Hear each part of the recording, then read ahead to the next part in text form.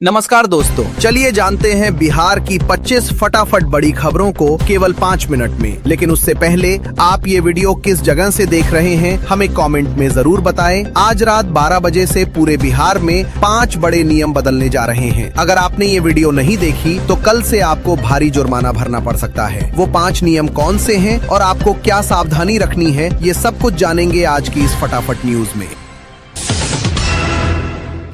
बिहार में गर्मी और लू का कहर अब जानलेवा साबित होने लगा है, जिसको देखते हुए नीतीश सरकार ने राज्य के सभी आंगनबाड़ी केंद्रों के समय में भारी फेरबदल कर दिया है।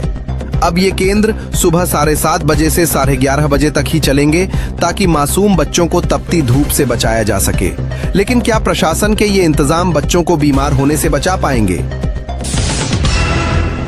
दरभंगा के कटकी बाजार में दिन दहाड़े हथियारबंद बदमाशों ने एक नामी ज्वेलरी शॉप में घुसकर करीब 2 करोड़ रुपए के जेवर और कैश लूटकर पुलिस प्रशासन को खुली चुनौती दे दी है। लुटेरों ने फिल्मी स्टाइल में बंदूक की नोक पर पूरी वारदात को अंजाम दिया और अब पुलिस के हाथ खाली हैं, जिससे शहर के व्यापारियों में दहशत का माहौल बना हुआ है। रोहतास जिले के दावत इलाके में एक मैरिज हॉल के अंदर चल रहे बड़े सेक्स रैकेट का भंडाफोड़ हुआ है, जहां छापेमारी के दौरान पुलिस ने 40 लड़के और लड़कियों को आपत्तिजनक हालत में पकड़ा है। इस घटना के बाद इलाके में हड़कंप मच गया है और पुलिस अब इस बात की जांच कर रही है कि इस काले धंधे के पीछे कौन सा बड़ा सफेद पोश चेहरा छिपा हुआ है। बिहार के राजस्व एवं भूमि सुधार विभाग ने जमीन के दाखिल खारिज यानी म्यूटेशन को लेकर एक बहुत बड़ा फैसला सुनाया है, जिससे अब अफसर कोर्ट केस का बहाना बनाकर फाइलों को लटका नहीं पाएंगे। डिप्टी सीएम विजय सिन्हा ने साफ कर दिया है कि अगर बिना ठोस वजह के म्यूटेशन रोका गया तो अधिकारियों पर गाज गिरना तय है, जिससे भ्रष्टाचार पर लगाम लगने की उम्मीद है।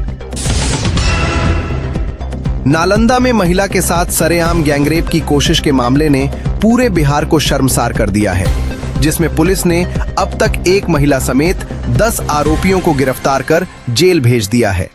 सांसद पप्पू यादव ने पीड़ित परिवार से मुलाकात कर न्याय दिलाने का भरोसा दिया है। लेकिन सवाल ये है कि आखिर बिहार की बेटियां सड़कों पर कब सुरक्षित महसूस करेंगी?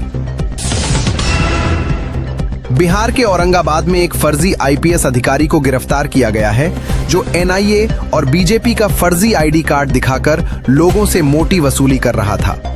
पुलिस ने जब इस जालसाज को दबोचा तो उसके पास से कई आपत्तिजनक दस्तावेज मिले, जिससे यह साफ हो गया है कि बिहार में वर्दी का रौब दिखाकर ठगी करने वाला एक बहुत बड़ा गैंग सक्रिय है।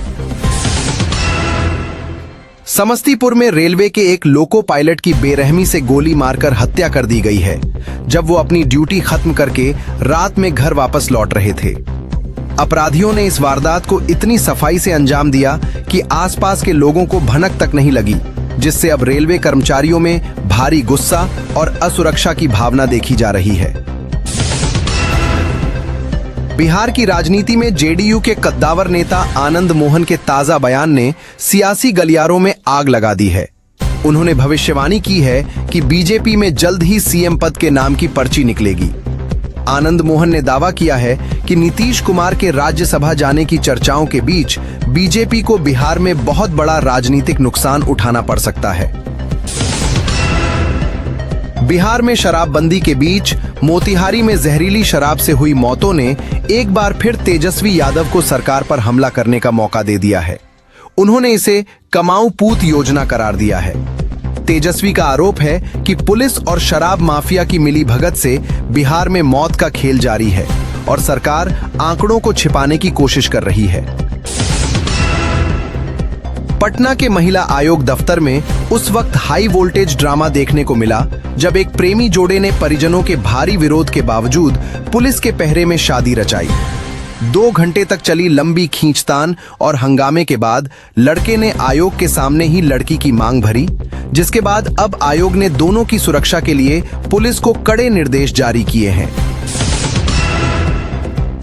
मौसम विभाग ने बिहार के कई जिलों में आने वाले 24 घंटों के भीतर भारी बारिश और ओलावृष्टि का अलर्ट जारी किया है, जिससे किसानों की धड़कनें तेज हो गई हैं। तूफानी हवाओं के साथ होने वाली ये बारिश जहां गर्मी से राहत देगी, वहीं खेतों में खड़ी फसलों को भारी नुकसान पहुंचा सकती है, जिससे अन्नदाता अब कुदरत के इस कहर से डरे हुए हैं। बिहार के सभी 264 नगर निकायों में सशक्त स्थायी समिति के चुनाव की तारीखों का ऐलान हो गया है, जिसमें नामांकन, वोटिंग और रिजल्ट सब एक ही दिन संपन्न कराया जाएगा। इस चुनाव में वार्ड पार्षदों की भूमिका सबसे अहम होने वाली है, क्योंकि इसी समिति के पास शहर के विकास और फंड को लेकर सबसे ज्यादा ताकत होती है।